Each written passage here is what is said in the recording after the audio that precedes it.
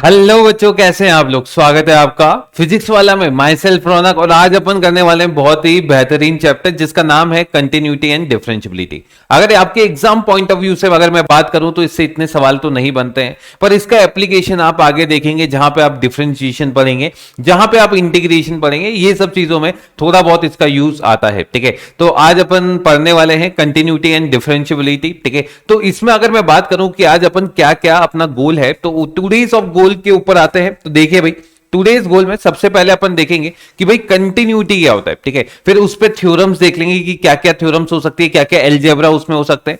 फिर नेक्स्ट अपन बात करेंगे बच्चों डिफरेंशियबिलिटी। ठीक है, डिफरेंशियबिलिटी के बाद उसकी थ्योरम्स की अपन बात कर लेंगे, और लास्ट में मैं आपको जो जैसा हर बार अपन करते आ रहे हैं मिक्स प्रॉब्लम्स और पीवाईक्यूज जो हैं वो यहां पे आपको करवाए जाएंगे। ठीक है, तो बेहतरीन चैप्टर है, इजी चैप्टर है, और आपको इसको करने में इंटरेस्ट भी आएगा, तो लगे रहिए। ठीक है, और चालू करते हैं अपन इस बेहतरीन चैप्टर को। चलिए, तो भाई देखिए कंटिन्यूटी क्या होता है। ठीक है, देखना ये सारी चीजें बाद में देखते हैं, पहले मैं आपको बताता हूं कि कंटिन्यूअस फंक्शन क्या होता है। ठीक है, सुनना, एक फंक्शन है, एक फंक्शन है, अगर आप उसका ग्राफ बना रहे हैं, ठीक है, आप उसका ग्राफ बना रहे हैं, अगर उसके डोमेन के अंदर, उसके डोमेन के अंदर आपको उसमें जो पेन है आपको उठाने की जरूरत नहीं पड़ रही है, तो उसे आप क्या कह देंगे, कंटिन्यूअस है। ठीक है, उसे आप क्या कह देंगे, कंटिन्यूअस, डोमेन के अंदर। ठीक है, ये चीज आप ध्यान देना। ठीक है, अब अगर मैं बोलूं भाई ये ऐसा कुछ है, ये ऐसा कुछ है, ठीक है, ध्यान से देखिए, यहां पे आपने क्या किया, ऐसा कोई एक फंक्शन बना दिया, ये आपका एक फंक्शन हो गया। ठीक है, ये फंक्शन हो गया, ये मैंने एक पर्टिकुलर पॉइंट लिया आपके लिए, ये पॉइंट है, ये पॉइंट है आपके पास x इज इक्वल टू ए। ये पॉइंट क्या है, x इज इक्वल टू ए। ठीक है, अब भाई अगर बात करें x is equal to a के ऊपर, तो आपको क्या दिखेगा, आपको ये दिखेगा कि यहां पे जो लिमिट है ना भाई, ये वाली वैल्यू मैंने बोल दी एफ ऑफ ए आई है, कितनी आई है, एफ ऑफ ए। ठीक है, ध्यान से देखिए, अब मैं ए पे बात नहीं कर रहा हूं, मैं ए के जस्ट लेफ्ट और जस्ट राइट में बात कर रहा हूं। ठीक है, ए के अगर आप जस्ट लेफ्ट में चलेंगे तो इसकी वैल्यू एफ ऑफ ए से थोड़ी सी कम होगी, पर क्योंकि अपन लिमिट में बात कर रहे हैं तो इसकी लिमिटिंग वैल्यू भी कितनी होगी, एफ ऑफ ए ही हो जाएगी। मतलब आप क्या देखना चाह रहे हैं कि यहां पे इसकी वैल्यू किसको अप्रोच कर रही है, एफ ए को। ठीक है, अब वापिस से समझना, मैं ए के जस्ट आगे गया तो यार ये वाला जो ग्राफ है थोड़ा थोड़ा नीचे जा रहा है, पर आप देखोगे इसकी वैल्यू फिर से किसको अप्रोच कर रही है, एफ ए को ही अप्रोच कर रही है। इसका मतलब क्या है, ये वाली जो चीज है, सुनना आप ध्यान से सुनना मैं क्या बोल रहा हूं। यहां पे अपन दो चीजों के ऊपर मेन फोकस करेंगे, सबसे पहला LHL, और दूसरी चीज किसके ऊपर फोकस करने वाले हैं अपन, RHL पे। ठीक है, किस किस की मैं बात कर रहा हूं, LHL और RHL की। ठीक है, तो LHL क्या होता है, उसका फॉर्मूला लिख लीजिए, LHL लिख लीजिए, ये हो जाएगा limit h tending to zero, f of कितना हो जाएगा बच्चों, a माइनस एच, इसको मैं क्या कह दूंगा, LHL। क्या ये बात समझ में आई, तो LHL क्या होगा आपके लिए, limit h tending to zero f of a minus h, मतलब आप a को लेफ्ट साइड से अप्रोच कर रहे हो। ठीक है, और a को लेफ्ट साइड से अप्रोच कर रहे हो तो इसकी वैल्यू एफ ए नहीं आएगी, एफ ऑफ a से थोड़ी सी देख सकते हैं यहां पे कम आएगी, पर वो किसको अप्रोच करेगी, एफ ऑफ a को ही अप्रोच कर देगी। h क्या होता है, एक स्मॉल पॉजिटिव क्वांटिटी होता है। सिमिलरली अगर मैं बात करूं RHL की, तो लिख लीजिए RHL क्या होगा, limit h tending to zero f of a plus h, मतलब आपका फंक्शन ए को राइट साइड से कैसे अप्रोच कर रहा है, तो आप बोलोगे सर यहां पे ए से थोड़ा सा आगे चले, ए से थोड़ा सा आगे चले तो इसकी value F of a plus H को अप्रोच करिए, और क्योंकि एच को मैं जैसे टेंडिंग टू जीरो कराऊंगा ये वैल्यू किसको अप्रोच कर जाएगी, एफ ए को। अब सुनना, अभी LHL निकाल लिया आपने, RHL निकाल लिया, इफ यहां पे अब मेन चीज आती है, if LHL is equals to RHL is equals to F of A, और बच्चों ये एक फाइनाइट क्वांटिटी आनी चाहिए, ये क्या आनी चाहिए, एक फाइनाइट क्वांटिटी आनी चाहिए। अगर ये फाइनाइट क्वांटिटी आएगी तो भाई आप क्या बोल देंगे, अगर ये फाइनाइट क्वांटिटी है इसका मतलब क्या होगा, इसका मतलब ये होगा कि भाई ये वाला जो फंक्शन है ये यहां पे क्या हो जाएगा, कंटिन्यूअस। कैसे, आप देख सकते हो, अगर आप बोलोगे LHL मतलब ये वाली वैल्यू, RHL मतलब इसके राइट साइड वाली वैल्यू, और उस पॉइंट पे वैल्यू। ठीक है, अगर ये तीनों बराबर है तो तीनों बराबर है तो ये ग्राफ मिल गया, और ग्राफ अगर मिल गया, समझ लो, ग्राफ अगर मिल गया तो ये फंक्शन क्या हो गया वहां पे, कंटिन्यूअस। पर ये एक फाइनाइट आना चाहिए। ठीक है, ये क्या आना चाहिए, एक फाइनाइट वैल्यू आना चाहिए, तो आप क्या बोल देंगे, आपका फंक्शन क्या हो जाएगा, कंटिन्यूअस हो जाएगा। क्या ये बात समझ में आई आपको, लिख लीजिए इसे लिख लीजिए। ठीक है, अब बात करते हैं, सर ये चीज तो समझ में आ गई कि भाई अगर अगर अगर बाई चांस मानिए कि मैंने बोला LHL और RHL इक्वल नहीं है, LHL और RHL इक्वल नहीं है, तो फिर क्या, तो फिर बच्चों ये फंक्शन कंटिन्यूस नहीं होगा, तो ये फंक्शन क्या हो जाएगा, डिसकंटिन्यूस। ये फंक्शन क्या बन जाएगा आपके पास, डिसकंटिन्यूस। अच्छा, अगर एलएचएल और आरएचएल तो बराबर है पर इसकी वैल्यू एफए के बराबर नहीं है, तो फिर क्या होगा, तो उस केस में भी बच्चों ये डिसकंटिन्यूस हो जाएगा। क्या ये बात समझ में आई? तो कंटिन्यूस फंक्शन के लिए आपको बस कुछ नहीं करना, एलएचएल आरएचएल और फंक्शन की वैल्यू ए के ऊपर इक्वल करनी है और आंसर निकालना। ठीक है, चलिए आगे चलते हैं और देखते हैं और क्या क्या चीजें। Algebra of a continuous function, algebra of a continuous function में मैं क्या बोलना चाह रहा हूं, ध्यान से देखिए।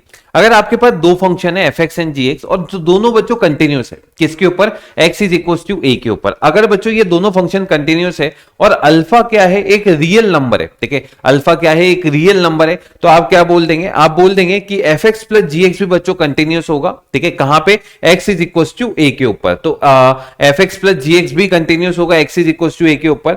एफ एक्स माइनस जी एक्स है ना, तो दोनों का सम, दोनों का डिफरेंस, दोनों का मल्टीप्लीकेशन, दोनों का कंपोजिशन, ये भी क्या होने वाला है आपके पास, कंटिन्यूस होने वाला है। अगला g अपॉन एफ, दोनों का डिवाइड है ना, क्वेश्चन जो करते हैं आप, तो भाई g अपॉन एफ भी क्या होगा, कंटिन्यूस होगा। पर एक चीज ध्यान देनी है कि इस केस में f क्या नहीं होना चाहिए, जीरो, क्योंकि f जीरो हो गया तो डिनोमिनेटर में क्या हो जाएगा, जीरो बन जाएगा। और अगला f अपॉन g, ये भी कंटिन्यूस हो जाएगा। और आप क्या बोल देंगे, g ऑफ a क्या नहीं होना चाहिए, जीरो नहीं होना चाहिए। ठीक है, तो ये बेसिक अपने रूल है। अब सवाल कैसे बनते हैं, ठीक है, उसके ऊपर अपन आते हैं। तो ध्यान से देखिए भाई, ये इस टाइप का आपको एक सवाल दे देगा, आपको ये प्रूव करना होगा कि ये कंटिन्यूस है। ठीक है, अब कंटिन्यूटी में आप सबसे पहले क्या निकालने वाले हैं, एलएचएल, लिख लीजिए एलएचएल, फिर आप निकालेंगे एच आर एच एल और फिर एफ ऑफ ए, ये तीन चीजें अपन निकालेंगे। एलएचएल का फॉर्मूला आप हमेशा याद रखिएगा, क्या फॉर्मूला होता है, ये होता है limit h tending to zero, limit h tending to zero f of कितना होता है, ए माइनस एच, और यहां पे एक्स इज इक्वल टू कितना है, 2, यानी ए का वैल्यू कितना हो गया, 2। तो बच्चों यहां पे कितना आ जाएगा, 2 माइनस एच। अब भाई फॉर्मूला में रख दीजिए limit h tending to zero, और यहां पे बच्चों कितना आ जाएगा, 2 माइनस एच का होल क्यूब। क्लियर है क्या भाई, एफ ऑफ एक्स कितना है, एक्स क्यूब, तो एक्स की जगह कितना रख दिया आपने, 2 माइनस एच। अब जैसे ही 2 माइनस एच रखा, भाई एच को जीरो अप्रोच करवाइए, तो ये कितना आ जाएगा, ये आ जाएगा 2 माइनस जीरो का whole cube, and this is equal to कितना आ जाएगा, 8। तो इसका आंसर कितना आ गया आपके पास, 8। क्लियर है। सिमिलरली आरएचएल का फॉर्मूला लिखते हैं, ये क्या बनेगा, ये बनेगा limit h tending to zero, limit h tending to zero f of कितना आ जाएगा, 2 प्लस एच। तो भाई फॉर्मूले में रख दीजिए, ये आ जाएगा limit h tending to zero, और ये बन जाएगा 2 प्लस एच का होल क्यूब, 2 प्लस एच का होल क्यूब। अब एच को जैसे जीरो को अप्रोच कराओगे, ये वाली वैल्यू किसको अप्रोच कर जाएगी, 2 प्लस जीरो का whole cube, and this is equal to कितना आ गया बच्चों, फिर से 8। अच्छा, एलएचएल और आरएचएल इक्वल आ गया। अब मैं फंक्शन की वैल्यू देखूंगा, यानी एफ ऑफ 2 की वैल्यू देखूंगा, यानी यहां पे कितना आ जाएगा, 2 का होल क्यूब, और 2 का होल क्यूब कितना हो गया, 8। अब मुझे बताइए, क्या LHL is equal to RHL is equal to F of A आ गया क्या? इसका मतलब क्या हो गया? इसका मतलब आपका फंक्शन कंटिन्यूस हो गया एक्स इज इक्वल टू 2 के ऊपर। क्या ये बात समझ में? तो आप देख सकते हैं, ठीक है, कि भाई थ्योरी पार्ट कितना आसान है। एलएचएल निकालो, आरएचएल निकालो और फंक्शन की वैल्यू निकालो। अगर ये तीनों वैल्यू इक्वल है, इसका मतलब आपका फंक्शन वहां पे क्या हो जाएगा, कंटिन्यूस। ठीक है, पर ये तीनों फाइनाइट भी होनी चाहिए। ठीक है, कितने आसान सवाल आएंगे ना। चलिए आगे चलते हैं भाई। अब definition of both side of A given point, ठीक है, जैसे ये वाला। अब ये सवाल क्या है देखना भाई, ये बोल रहा है टेस्ट कीजिए कंटिन्यूटी को एट द ओरिजिन, मतलब 0 प्लस और 0 माइनस पे देखिए क्या ये सही में डिफाइन भी हो रहा है या नहीं हो रहा। तो आप क्या करेंगे, फिर से वो एलएचएल और आरएचएल का खेल खेलेंगे। देखें भाई, सबसे पहले एलएचएल निकाल लेते हैं। LHL at x is equal to 0, ये फंक्शन बन जाएगा लिमिट एच टेंडिंग टू 0। अब बताएं भाई, यहां पे कितना बनेगा, एफ ऑफ ए की जगह कितना आ गया बच्चों, ओरिजिन है, तो एक्स इज इक्वल टू 0 पे बात कर रहा है, यानी 0 माइनस कितना आ जाएगा, एच। क्या ये बात समझ में आई? अब भाई देखो, 0 तो नहीं है ये, इसका मतलब क्या है, 0 से थोड़ा सा कम, पर 0 तो नहीं है, तो ये वाला फंक्शन एक्टिव होगा या ये वाला? तो देखो 0 होता तो 1 लिख देता, पर ये 0 नहीं है, ये 0 से थोड़ा सा कम है, तो ये वाला फंक्शन क्या हो जाएगा, एक्टिव हो जाएगा। तो भाई यहां पे पुट कर दीजिए, ये बन जाएगा limit h tending to 0, limit h tending to 0। भाई एक्स की जगह कितना रख देंगे आप, 0 माइनस एच, तो रख दीजिए, ये बन जाएगा बच्चों 0 माइनस एच का मॉडुलस अपॉन, अपॉन में कितना आ गया, 0 माइनस एच। ठीक है, अब एक चीज ध्यान देना कि भाई मॉड का काम क्या होता है, नेगेटिव क्वांटिटी को पॉजिटिव कर देना। तो भाई यहां पे अगर मैं तुमसे बोलूं मॉडुलस ऑफ माइनस एच, बच्चों ये फिर से किसके इक्वल हो जाएगा, एच के। मॉडुलस ऑफ माइनस एच किसके इक्वल हो जाएगा, एच, क्योंकि मॉड का काम क्या होता है, नेगेटिव क्वांटिटी को पॉजिटिव कर देना। तो भाई ये वाली चीज तो बन जाएगी एच। तो limit h tending to zero, ध्यान से देखिए, limit h tending to zero, ऊपर वाली क्वांटिटी बन गई एच और नीचे वाली क्वांटिटी कितनी हो गई बच्चों, माइनस एच। क्लियर है क्या? अच्छा, इसको क्रॉस करके क्या -1 लिख सकते हैं, और अगर इसको काट के -1 लिख दिया यानी इसकी LHL कितनी आ गई, -1। अब बात करते हैं RHL की, ठीक है। अब RHL में आप क्या बोलेंगे सर, RHL, तो वापिस से फॉर्मूला लगा देते हैं, limit h tending to zero. और बच्चों यहां पे कितना आ जाएगा आपके पास, 0 + h, कितना आ गया, 0 + h। अब 0 + h तो x की जगह 0 + h रख देते हैं, ये कितना बन जाएगा, ये बन जाएगा limit h tending to zero, limit h tending to zero, modulus of 0 + h upon modulus of 0 + h, ये आ गया, ठीक है। तो ये बन गया modulus of h upon h। अब मुझे बताओ h तो वैसे पॉजिटिव है, तो भाई मॉडुलस ऑफ h h ही बन जाएगा, और अगर ये h ही बन जाएगा इसका मतलब ये कितना बन जाएगा, limit h tending to zero, h upon h। अब h अपॉन h बच्चों ये किसके इक्वल होता है, 1 के, और अगर ये 1 के इक्वल होता है तो अब अपन कंटिन्यूटी की बात करें तो भाई LHL और RHL क्या है, इक्वल नहीं है, और फंक्शन की वैल्यू भी 1 है, ठीक है। यानी ये तीनों इक्वल है ही नहीं, और अगर तीनों इक्वल नहीं है तो ये फंक्शन कंटिन्यूस होगा या डिसकंटिन्यूस होगा, बिल्कुल ये फंक्शन क्या हो जाएगा, डिसकंटिन्यूस। लिख लीजिए। तो हर सवाल में मैं एक ही काम करने वाला हूं, क्या करने वाले हैं अपन इसके अंदर, कि भाई अपन क्या करेंगे, LHL देखेंगे, RHL देखेंगे और फंक्शन की वैल्यू देखेंगे। अगर तीनों इक्वल है तो फिर कंटिन्यूस, नहीं तो डिसकंटिन्यूस। क्या ये समझ में आया? चलें आगे। अगला सवाल ये रहा, determine the value of constant K so that this function is continuous at x is equal to 0। अब x इज इक्वल टू 0 पे ये फंक्शन क्या होना चाहिए, कंटिन्यूस। अब देखना, सबसे पहले अगर मैं 0 पे वैल्यू पूछूं तो f ऑफ 0 की वैल्यू बता सकते हो क्या? तो इक्वालिटी देखो कहां पे, इस पे या इस पे, इस पे। तो 0 पे वैल्यू कितनी आ जाएगी, 3। f ऑफ 0 प्लस, अच्छा ये एक और साइन होता है इसको स्मॉल में लिखने का, मतलब RHL का ये बात कर रहा है 0 पे, है ना, 0 प्लस मतलब ये इसका वैल्यू यही होगा, limit h tending to 0, f of 0 + h कितना आ जाएगा, f ऑफ 0 + h, ऐसा, ठीक है। अब मुझे बताओ 0 + h यानी 0 से बड़ी वैल्यू, 0 ये तो 0 से कम वाली बोल रहा है, तो 0 से बड़ी इससे निकलेगी। तो भाई यहां पे अगर 0 से बड़ी वैल्यू की बात कर रहे हो तो क्या इसका आंसर लिमिट, एक मत रुकना, h टेंडिंग टू 0, हाँ देखें, क्या इसका आंसर डायरेक्ट 3 आ जाएगा, यानी ये वैल्यू किसके इक्वल आने वाली है, 3 के। क्या ये बात समझ में आई, है ना भाई? 3 कैसे लिखा, क्योंकि 0 से बड़ी वैल्यू की बात कर रहा है, और 0 से बड़ी वैल्यू यहां से निकालेंगे विच इज इक्वल टू 3। अब बात करते हैं 0 माइनस की, भाई f of 0 minus, f of 0 minus मतलब क्या बोलना चाहते हैं, लिमिट h टेंडिंग टू 0, और यहां पे कितना हो जाएगा, f ऑफ 0 माइनस h, कितना हो जाएगा, f ऑफ 0 माइनस h रख दीजिए इसके अंदर, जैसे ही रखेंगे ये बन जाएगा limit h tending to 0, x की जगह रख दिया बच्चों 0 माइनस h, तो k multiply 0 minus h upon modulus of कितना आ जाएगा बच्चों, 0 माइनस h। अब इसको सिंप्लीफाई करना है, इसको अपन क्या करना चाहते हैं, सिंप्लीफाई करना चाहते हैं, तो इसको लिख दीजिए limit h tending to 0, limit h tending to 0। देखिए भाई ऊपर तो आ गया -kh अपॉन, अब देखना मॉडुलस ऑफ -h, अभी अपन ने देखा था मॉडुलस ऑफ -h क्या h के इक्वल होता है, यानी ये वैल्यू किसके इक्वल आ जाएगी आपके पास, h के।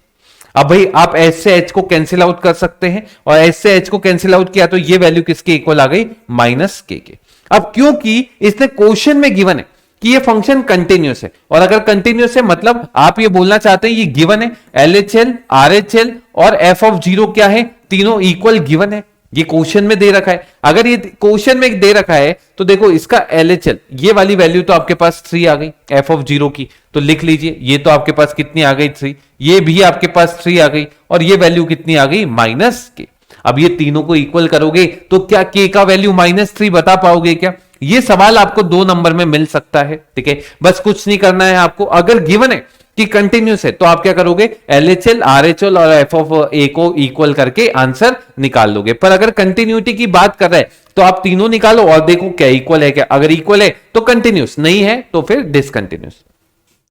चलते हैं आगे। अगला ये रहा सवाल, अब ये इसी टाइप का एक और सवाल है, ठीक है। ये क्या बोलता है कि भाई आपको ये शो करना है ये फंक्शन -3 पे तो कंटिन्यूस है पर 3 के ऊपर क्या है, डिसकंटिन्यूस। तो सबसे पहले at x is equal to -3 अपन बात कर लेते हैं, ठीक है। किसकी बात कर लेते हैं, देखें यहां पे दो पार्ट बन जाएंगे।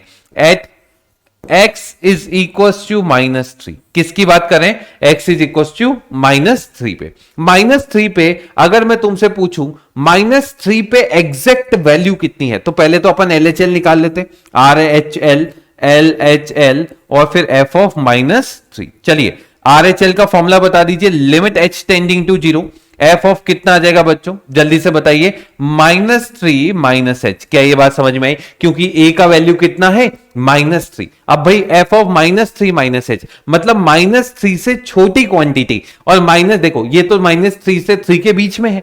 अब आपको ये पता है नंबर लाइन होती है, ये -3 होता है, ये 3 होता है, -3 से छोटा मतलब ये वाले फंक्शन से आपका आंसर निकलेगा, और अगर ये वाले फंक्शन से आपका आंसर निकलेगा यहां पे पुट कर दीजिए, ये बन जाएगा लिमिट h टेंडिंग टू 0। जल्दी से बताइए x की जगह कितना रख देंगे, -3 -h और प्लस कितना आ जाएगा बच्चों, 3। अब h की वैल्यू 0 रख दीजिए इसके अंदर, जैसे ही 0 रखेंगे ये कितना बन जाएगा, -3 का मॉडुलस +3। बच्चों -3 का मॉडुलस 3 ही होता है, तो 3 + 3 ये कितना हो जाएगा आपके पास, 6। तो ये बात समझ में आई। चलिए अब बात करते हैं इसकी, है ना, RHL क्या होगा बच्चों, लिमिट h टेंडिंग टू 0 और h tending to 0 f of कितना आ जाएगा बच्चों, -3 + h। अब मुझे बताओ कौन सा फंक्शन एक्टिव होगा, यानी -3 से बड़ा, और -3 से बड़ा मतलब ये वाला फंक्शन एक्टिव हो जाएगा। तो यहां पे आप इसके अंदर वैल्यू पुट करेंगे तो ये आ जाएगा लिमिट h टेंडिंग टू 0, बच्चों कितना आ जाएगा, -2 टाइम्स ऑफ -3 + h। बच्चों h को 0 अप्रोच करवा दो, h को जैसे 0 अप्रोच कराओगे ये कितना आ जाएगा, -3 × -2 विच इज इक्वल टू 6। तो ये वैल्यू भी किसके इक्वल आ गया आपके पास, 6 के, ठीक है क्या। अच्छा बात करते हैं f ऑफ -3 की। -3 की वैल्यू कैसे निकालेंगे, तो आप देखें -3 किस वाले फंक्शन से निकलेगा, इस वाले फंक्शन से। तो यहां पे x की जगह कितना रख देंगे आप, -3। तो बच्चों ये वाली वैल्यू कितनी आ जाएगी, मॉडुलस ऑफ -3 + 3, और बच्चों ये वाली वैल्यू वापस से कितनी आ गई, 6। अब आप देख सकते हो LHL भी 6, RHL भी 6, फंक्शन की वैल्यू भी 6। तो क्या आप बोल दोगे at x is equal to 3 आपका फंक्शन क्या हो जाएगा, कंटिन्यूअस हो जाएगा। अब बात अच्छा -3 था क्या, at x is equal to -3 आपका फंक्शन क्या हो जाएगा, कंटिन्यूअस हो जाएगा। अब बात करते हैं 3 पे, ठीक है, at x is equal to 3 क्या पिक्चर बनेगी, ध्यान से देखिए। सबसे पहले अपन बात करेंगे LHL की, फिर अपन बात करेंगे RHL की, और फिर अपन बात करेंगे f ऑफ 3 की। चलिए LHL का फॉर्मूला बता दीजिए, क्या बनेगा, limit h tending to 0, f of कितना हो जाएगा बच्चों, 3 - h। अब तुम खुद बताओ 3 - h में कौन से वाले फॉर्मूले से निकालूं, तो देखो 3 - h मतलब 3 से कम, और 3 से कम मतलब x लेस देन 3 वाले फॉर्मूले में आप क्या कर देंगे, रख देंगे। तो ये बन जाएगा लिमिट h टेंडिंग टू 0, और बच्चों यहां पे कितना आ जाएगा, -2 × 3 - h। बच्चों h को 0 रखो, ये कितना आ जाएगा, -6। कितना वैल्यू आ जाएगा, -6। सिमिलरली RHL क्या आएगा भाई, लिमिट h टेंडिंग टू 0, और ये आपके पास बन जाएगा f ऑफ 3 + h। बच्चों 3 + h अब कहां से आएगा, ये यहां से, कहां से आएगा, यहां से। तो भाई इसके अंदर फॉर्मूले में पुट करते हैं, ये बन जाएगा, एक सेकेंड रुकना, हाँ देखें, लिमिट h टेंडिंग टू 0, जल्दी से बताओ क्या बनेगा, 3 + h मतलब 6 × 3 + h, और प्लस कितना आ गया, 2। तो बच्चों h को 0 रखोगे तो 18 + 2, और बच्चों ये किसके इक्वल हो गया, 20। सिमिलरली f ऑफ 3 की बात करें तो ये भी कितना आने वाला है, 20। अब तुम वापिस से बताओ RHL और LHL इक्वल है क्या, नहीं, ये 20 है और ये -6, तो कभी इक्वल नहीं है। तो ये फंक्शन कंटिन्यूस होगा या डिसकंटिन्यूस होगा, तो ये फंक्शन 3 के ऊपर क्या हो जाएगा, डिसकंटिन्यूस हो जाएगा। तो जब भी इस टाइप के फंक्शन आए तो देखना, क्योंकि मॉड वाला फंक्शन या पॉलिनोमियल फंक्शन ये तो हमेशा कंटिन्यूस होते हैं, पर जहां पे इसकी डेफिनेशन चेंज हो रही है ना, वहां पे आपको क्या करना पड़ता है, चेक करना पड़ता है। और यही वो पॉइंट होते हैं जहां पे ये फंक्शन क्या हो सकता है, डिसकंटिन्यूस हो सकता है, ठीक है। तो किस किस पॉइंट पे चेक करते हैं, -3 और 3 पे। तो -3 पे तो देखा कंटिन्यूस आ रहा है, और 3 पे देखा तो ये फंक्शन डिसकंटिन्यूस आ रहा है। अच्छा इसको डायरेक्ट भी देख सकते थे, ठीक है, जैसे ये तो इतना बड़ा अपन ने सॉल्व किया, क्योंकि ये 3-4 नंबर में आएगा तो इतना सॉल्व करना पड़ेगा, पर डायरेक्ट देखना होता तो क्या करते, देखें -3 इधर रखो, -3 रखोगे तो ये वैल्यू कितनी आ गई, 6, ठीक है, और इसमें -3 रखो, इसमें -3 है ना, तो ये भी 6, तो मतलब -3 पे तो ये कंटिन्यूस आ जाएगा। अब 3 पे बात करें तो 3 इसमें रखो तो -6, और 3 इसमें रखोगे तो 20, तो 20 और -x, ये फंक्शन यहां पे क्या आ जाएगा, डिसकंटिन्यूस आ जाएगा। क्या ये समझ में आया, क्लियर है, लिख लीजिए। चले आगे आगे चलते हैं, अगली बात करते हैं, find the value of k for which this function is continuous at x is equals to t। अब क्या करेंगे, वापस से बताओ, सेम वही चीज, LHL क्या है भाई, at x is equals to 2, LHL at x is equals to 2 is equals to RHL at x is equals to 2। और बच्चों ये किसके इक्वल कर देंगे आप, f ऑफ 2 के। भाई फॉर्मूला लगा दीजिए, लिमिट h टेंडिंग टू 0, और यहां पे कितना आ जाएगा, f ऑफ 2 माइनस h। बच्चों ये किसके इक्वल आ जाएगा, लिमिट h टेंडिंग टू 0, और ये बन जाएगा f ऑफ 2 प्लस h, और ये वैल्यू किसके इक्वल है बच्चों, f ऑफ 2 के। अब भाई रख दीजिए 2 माइनस h, ये वाला फंक्शन देगा या ये वाला, तो देखो 2 से कम ये है, तो यहां पे रख देते हैं, ये आ जाएगा लिमिट में कितना आ गया बच्चों, h टेंडिंग टू 0। बताइए भाई, k मल्टीप्लाई 2 माइनस h और साथ में कितना आ गया +5 इज इक्वल टू लिमिट, यहां पे आ गया बच्चों h tending to 0, 2 plus h यहां से निकलेगा, तो 2 प्लस h और माइनस कितना आ गया 1, और 2 पे वैल्यू बताओ किससे निकलेगी, इससे या इससे, तो इक्वालिटी इसके ऊपर है, तो यहां पे x की जगह कितना रख देंगे 2, तो बच्चों ये किसके इक्वल आ गया, 2k + 5। क्लियर है क्या, अब देखो सॉल्व करते हैं बच्चों, h को 0 रखा तो ये आ जाएगा 2k + 5 इज इक्वल टू, ये कितना आ गया 1, and this is equal to वापस कितना आ गया 2k + 5।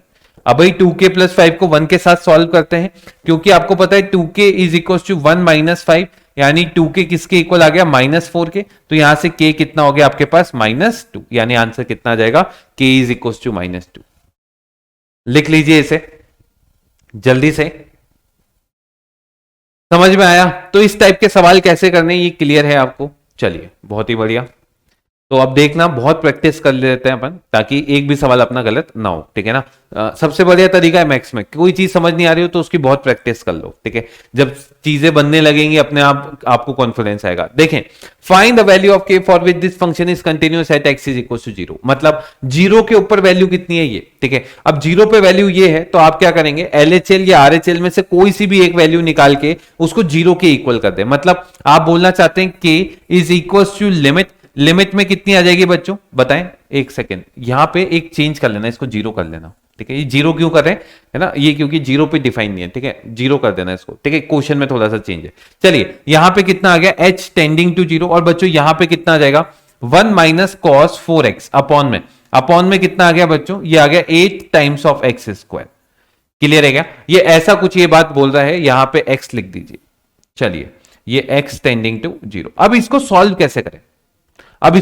कैसे करें, ये अपने पास मेन मकसद है, ठीक है। हाँ, अब कई बच्चे बोल रहे हैं सर इसको LHL और RHL क्यों नहीं निकाला, वो निकालते तो भी सेम आता, ठीक है, निकाल के देख लेना LHL और RHL, उससे भी आंसर यही सेम बनेगा, ठीक है। चलिए अब इसको सिंप्लीफाई करने के लिए आपको कुछ फॉर्मुलास जो है वो याद होने चाहिए, ठीक है। वो फॉर्मूला क्या है मैं बता देता हूं, देखिए भाई cos 2x का फॉर्मूला होता है, cos 2x का फॉर्मूला होता है बच्चों 1 - 2 sin² x। क्या फॉर्मूला होता है, 1 - 2 sin²x। क्लियर है क्या, तो यहां पे ये फॉर्मूला मैं लगाऊंगा, पर यहां पे 2x नहीं है, यहां पे 4x है।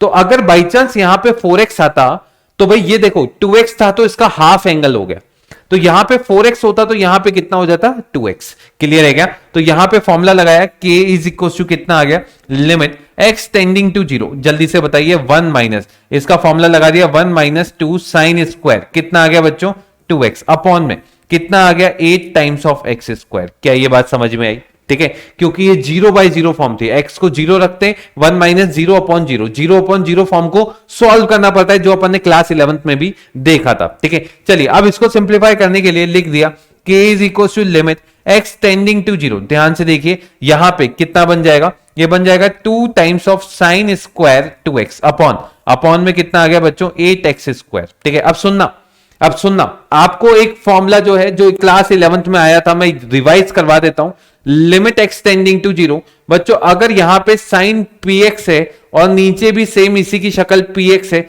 तो इसकी वैल्यू कितनी होती है 1, ठीक है। p कोई भी एक फाइनाइट क्वांटिटी हो सकती है, तो क्या बोला, x को जब 0 रखोगे तो 0/0 फॉर्म आएगा, अगर साइन के अंदर जो एंगल है वो सेम एंगल नीचे भी है, और अगर x 0 को अप्रोच कर रहा है तो ये वाली वैल्यू किसको अप्रोच करेगी 1 को। अब यहां पे ये फॉर्मूला लगाने के लिए देखें, पहले तो इसको मैंने इसके साथ कैंसिल करके इसको ऐसा लिख दिया कि भाई लिमिट x टेंडिंग टू 0, और बच्चों यहां पे कितना लिख दिया sin 2x का होल स्क्वायर, sin 2x का होल स्क्वायर अपॉन बच्चों 4x² को लिख दिया मैंने 2x का होल स्क्वायर। तुम्हें कोई दिक्कत? देख लो, कोई दिक्कत नहीं। अच्छा सर इसको मैं ऐसा भी तो लिख सकता था, limit x tending to zero, limit x tending to zero sine 2x upon 2x, upon में कितना आ गया बच्चों 2x और इसका होल स्क्वायर। अब ये फॉर्मूला यहां पे लगाते हैं, अगर ये फॉर्मूला लगाएंगे तो ये वैल्यू किसके इक्वल आ जाएगा 1 के। इसका मतलब k का वैल्यू किसके इक्वल आ गया आपके पास 1।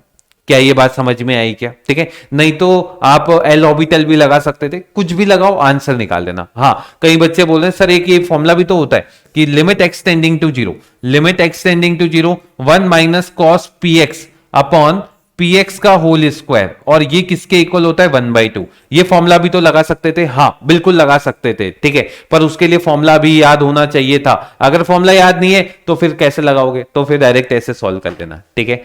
चलिए लिख लें भाई, लिख लें, चले आगे। अगला सवाल ये रहा, ये फंक्शन कंटिन्यूस है 1 के ऊपर, ए और बी बताओ। अब बताओ क्या करोगे, जल्दी से क्या करोगे? RHL is equals to LHL is equals to f(1). आप देख सकते हैं सबसे ज्यादा मैक्सिमम सवाल की जो मैं प्रैक्टिस करा रहा हूं, क्योंकि इसी से सवाल बनता है, ठीक है। चलिए अब RHL की बात करें तो ये क्या बन जाएगा, limit h tending to zero, limit h tending to zero f of कितना आ जाएगा 1 plus h is equals to limit h tending to zero. बच्चों यहां पे कितना आ जाएगा f of 1 minus h, and this is equals to f of कितना आ जाएगा 1।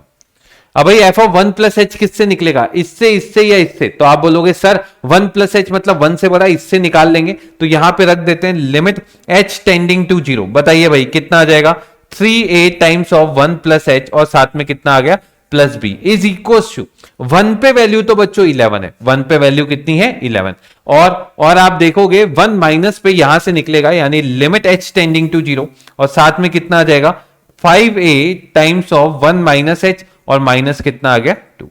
अब h को जीरो रख दीजिए भाई, h को जीरो रखा तो कितना आ जाएगा 3a plus b, and this is equal to 5a minus 2b, and this is equal to 11। क्या ये बात समझ में आई? क्या ये क्लियर है आपको? अब यहां तक अगर आपको क्लियर है तो ध्यान से देखिएगा, 3a प्लस b पता है, 5a माइनस 2b पता है, आपको a और b निकालना है। लिख लेते हैं कि भाई 3a प्लस b, बच्चों ये किसके इक्वल है 11, एंड 5a माइनस 2b ये भी किसके इक्वल है 11, ठीक है। अपन ने क्या किया, अपन ने इसको सिंप्लीफाई करने के लिए,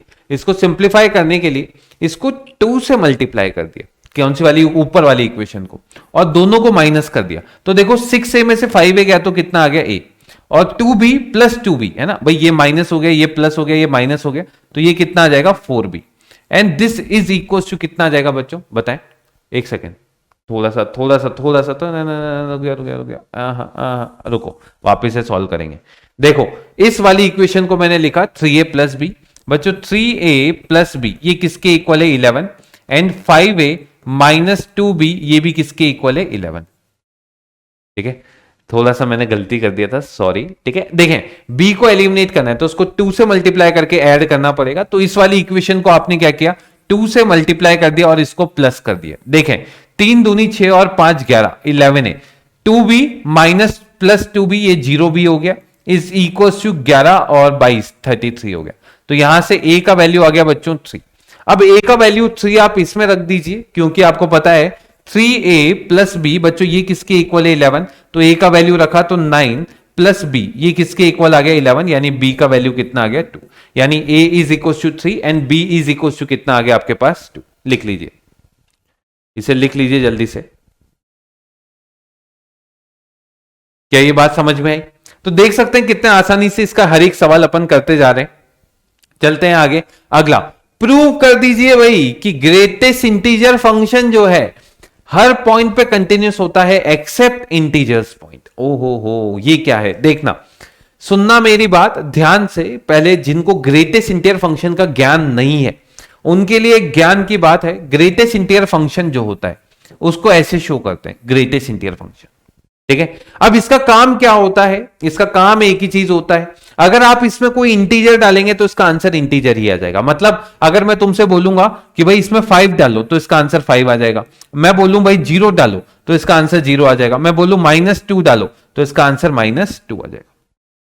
ठीक है, मतलब इंटीजर वैल्यू पे ये इंटीजर आंसर ही दे देता है। चलिए अब, और अगर इंटीजर नहीं हुआ, कोई फ्रैक्शनल में वैल्यू हुई, जैसे 1.6 है, 1.6 है बच्चों, इसका काम क्या होता है, अगर देखो सुनो 1.6 किस किस इंटीजर के बीच में, तो आप बोलोगे सर 1 और 2 के बीच में, तो जो छोटा वाला है वो इसका आंसर हो जाएगा। लाइक अगर 1.6 है तो ये किस किस के बीच में, 1 और 2, तो इसमें छोटा कौन है, 1।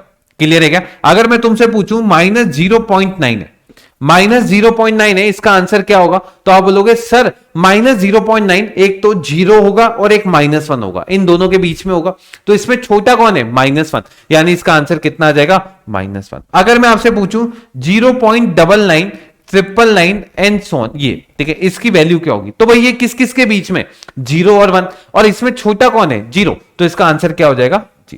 क्लियर है क्या भाई? ये नहीं देखता कि क्या है क्या नहीं है, बस ये देखेगा दो इंटीजर्स, जो छोटा वाला है वो आपका आंसर हो जाएगा। क्या ये बात समझ में आई? ग्रेटेस्ट इंटीजर फंक्शन का काम समझ में आया? अगर ये समझ में आ गया तो देखें भाई मैंने क्या बोला, अब इसको कैसे सॉल्व किया जाए, इसको डील कैसे किया जाए। ठीक है, तो देखना, अगर आप कोई भी इसका ग्राफ बना देते हैं, ठीक है, देखना, अगर मैं बात करूं ये x हो गया, ये आपके पास क्या हो गया, y। ठीक है, ये x हो गया, ये y हो गया, यहां पे येलो लेते हैं। देखें भाई ये वाला पॉइंट हो गया 0, ये पॉइंट हो गया 1 2 3 4 5 -1 -2, ऐसा।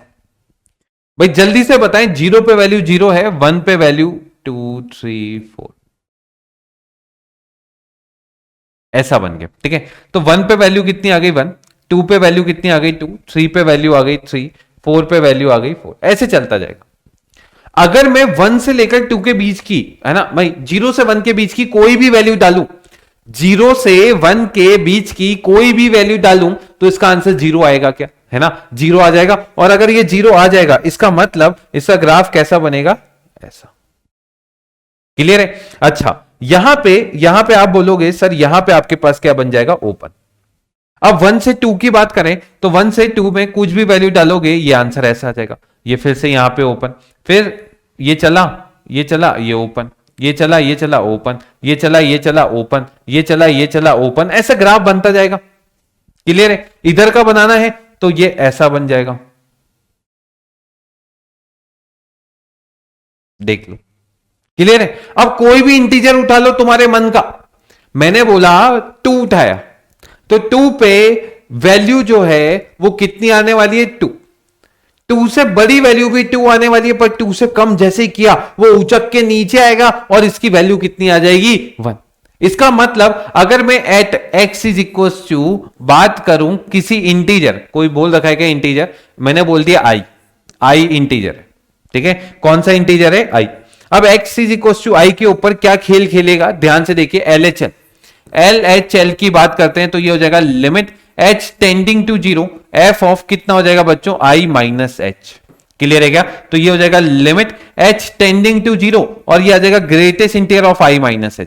अब greatest integer of i minus h, ठीक है, अब सुनना, ये जैसे मानो 2 से थोड़ा सा कम है तो उसका ग्रेटेस्ट इंटीजर 1 हो जाता है, तो ऐसे ये i से थोड़ा सा कम है तो इसका ग्रेटेस्ट इंटीजर क्या i माइनस 1 हो जाएगा, यानी इसका आंसर कितना आ जाएगा आपके पास, i माइनस 1। अब बात करते हैं RHL की, किसकी बात करें, RHL, तो ये हो जाएगा limit h tending to 0, direct मैं लिख देता हूं, यहां पे आ जाएगा बच्चों greatest integer of i plus h। अब मुझे बताओ i प्लस h मतलब i से थोड़ी सी बड़ी वैल्यू है, उसका ग्रेटेस्ट इंटीजर कितना i हो जाता है क्या, यानी इसका आंसर कितना आने वाला है आपके पास, i।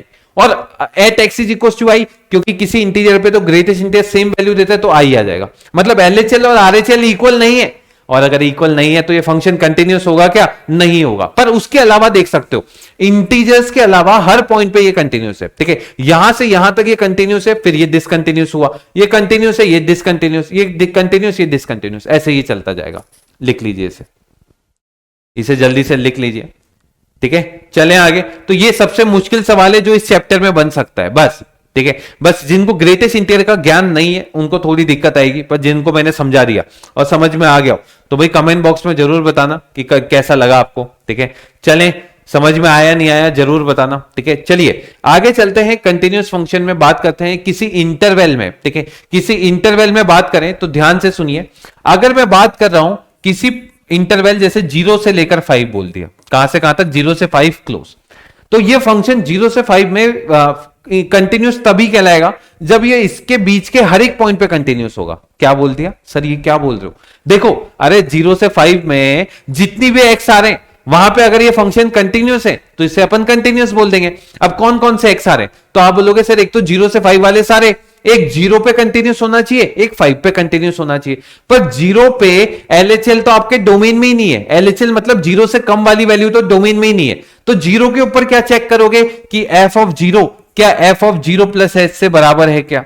दूसरा एफ ऑफ 5 ये किसके इक्वल होना चाहिए, एफ ऑफ 5 माइनस एच। कैसे देखें भाई, ये नंबर लाइन हो गई, ये आपके पास 0 हो गया, ये आपके पास 5 हो गया। अब मैं चाहता हूं 0 से 5, कहां से कहां तक देखना, 0 से 5 में। अब 0 से 5 में अगर मैं इसको देखना चाहता हूं तो देखें, एक तो 0 से 5 वाले बीच के सारे पॉइंट्स, एक अगर 0 पे देखूं तो 0 के पीछे तो देखने की जरूरत ही नहीं है, सिर्फ 0 और 0 के आगे 5 और 5 से पीछे, तो 0 और 0 के आगे 5 और 5 से पीछे, ऐसे देखते हैं किसी इंटरवल में कंटिन्यूटी। यही चीज इसने बोल रखी है, देख लो। अगर ए से बी होता तो ए प्लस वाला ए के बराबर और बी माइनस वाला बी के बराबर, बस आंसर आ जाता। क्लियर है क्या? तो इस तरीके से आप सॉल्व कर सकते हैं। चलिए अब बात करते हैं कि कुछ थ्योरम से अलजेब्रा जो अपन बात कर रहे थे कि एवरी कांस्टेंट फंक्शन जो होता है वो कंटिन्यूस होता है। कांस्टेंट फंक्शन कंटिन्यूस क्यों होता है? अगर आप देखोगे कांस्टेंट फंक्शन मतलब जैसे y इज इक्वल टू 5 ये है। अब y is equal to 5, x को कुछ भी रखो, आंसर 5 ही आना है। तो इसका जो ग्राफ है वो किस तरीके से बनेगा, तो आप बोलोगे सर ये ऐसी सीधी लाइन बन जाएगी, और ऐसी सीधी लाइन बन जाएगी तो ये फंक्शन हमेशा क्या हो जाएगा, कंटिन्यूस हो जाएगा। तो ये बिल्कुल सही बात है। अगली बात करेंगे इसमें कि भाई जो आइडेंटिटी फंक्शन होता है, आइडेंटिटी फंक्शन मतलब f of x is equal to x, जो भी इनपुट डालोगे वही आउटपुट आएगा। अगर इसका ग्राफ बनाए तो देखें भाई 0 पे 0 वैल्यू आ रही है, कितनी आ रही है, 0 पे 0 आ रही है, 1 पे 1 आ रही है, 2 पे 2 आ रही है, यानी इसका ग्राफ कुछ इस तरीके से आपका बन जाएगा ये। ठीक है, तो आप देख सकते हैं ये फंक्शन सीधा चल रहा है और कभी उठ ही नहीं रहा है आपका पेन, तो इसका मतलब ये फंक्शन क्या हो जाएगा, कंटिन्यूस। ठीक है, तो कांस्टेंट फंक्शन हो गया, या फिर अलजेब्रिक फंक्शन हो गया, या फिर आइडेंटिटी फंक्शन हो गया, या फिर पॉलिनोमियल फंक्शन हो गया, ये हमेशा क्या होते हैं, कंटिन्यूस। लाइक पॉलिनोमियल फंक्शन जैसे F of x is equal to, जैसे मैंने एक क्वाड्रेटिक लिख दी A X square plus B X plus C, है ना, या फिर कोई लीनियर लिख दिया F X is equal to A X plus B. ठीक है, या फिर कोई क्यूबिक लिख दिया A X cube plus B X square plus C X plus D, है ना, ऐसे टाइप का, या फिर आपने कुछ भी लिख दे। तो आप यहां पे देख पा रहे हैं कि ये फंक्शन हमेशा क्या होते हैं, कंटिन्यूस। क्यों? अगर आप इसका ग्राफ बनाएं तो इसका ग्राफ कुछ इस तरीके से बनता है ना। तो ये जो भी पॉलिनोमियल फंक्शन होते हैं वो हमेशा कंटिन्यूस होते हैं, उनमें आपको कहीं भी चेक करने की जरूरत नहीं पड़ती है। नेक्स्ट बात करेंगे अपन, रैशनल फंक्शन जो होते हैं वो कंटिन्यूस होते हैं। ठीक है, अंडर इट्स डोमेन, मतलब रैशनल फंक्शन कौन से होते हैं, लाइक ये वाले x minus 1 upon x plus 2 ये है। अब ये अपने डोमेन के अंदर कंटिन्यूस होते हैं। ठीक है, पर अगर मैं पूछूं तुम्हें जबरदस्ती कि भाई -2 पे ये कंटिन्यूस है क्या, नहीं, -2 पे ये कंटिन्यूस नहीं है, पर -2 तो इसके डोमेन में ही नहीं है ना भाई, और अगर -2 इसके डोमेन में नहीं है तो ये हमेशा कंटिन्यूस है। पर अगर ये पूछे कि भाई फिर भी बताओ पॉइंट ऑफ डिसकंटिन्यूटी क्या है, तो आप ये नीचे वाले को 0 कर दो, यानी x इज इक्वल टू कितना कर दो, -2, यहां पे ये फंक्शन डिसकंटिन्यूस है। पर इसके डोमेन के अंदर ये जो बात बोलता है ना, ये डोमेन में बोलता है, इसके डोमेन में -2 तो है ही नहीं, तो भाई इसके डोमेन के अंदर ये हमेशा कंटिन्यूस है। पर -2 पे क्या बोल देंगे आप, ये फंक्शन क्या है, डिसकंटिन्यूस है। क्लियर है क्या? चलते हैं आगे, अगली बात करते हैं एक्सपोनेंशियल फंक्शन। याद है क्या, a की पावर x, ऐसा ग्राफ बनता है इसका, ये हमेशा क्या होता है, कंटिन्यूस होता है। सेम अगर मैं लॉगरिथमिक फंक्शन की बात करूं वो भी कंटिन्यूस होते हैं। अगला साइन फंक्शन, साइन फंक्शन फिर से कंटिन्यूस होता है, इसका कभी आपने ग्राफ देखा हो तो ये ग्राफ ऐसा बनता है। क्लियर है क्या, ये ग्राफ ऐसा बनता है। अगला कोसाइन फंक्शन, कोसाइन फंक्शन कैसा होता है बच्चों, याद है क्या, ये ऐसा। ठीक है, टेंजेंट, टेंजेंट मतलब 10x वाला। अब यहां पे बच्चों को डाउट आएगा, सर 10x में तो हमने पढ़ा था ये ऐसा ग्राफ बनता है, ऐसा। तो आप बोलोगे सर π/2 के ऊपर तो ये डिसकंटिन्यूस है, पर π/2 इसके डोमेन में है क्या, नहीं। तो भाई टेंजेंट जो फंक्शन होते हैं वो हमेशा कंटिन्यूस होते हैं। पर अगर मैं जबरदस्ती पूछूं कि भाई ये ग्राफ जो है कहां पे डिसकंटिन्यूस है, तो आप बोलोगे π/2, क्योंकि π/2 इसके डोमेन में नहीं है, तो अपन फंक्शन तो कंटिन्यूस है पर ये फंक्शन डिसकंटिन्यूस हो जाता है पाई बाई टू पे, क्योंकि पाई बाई टू इसके डोमेन में नहीं है। ऐसे ही माइनस पाई बाई टू पे भी डिसकंटिन्यूस होगा, 3 पाई बाई टू पे भी होगा, ठीक है।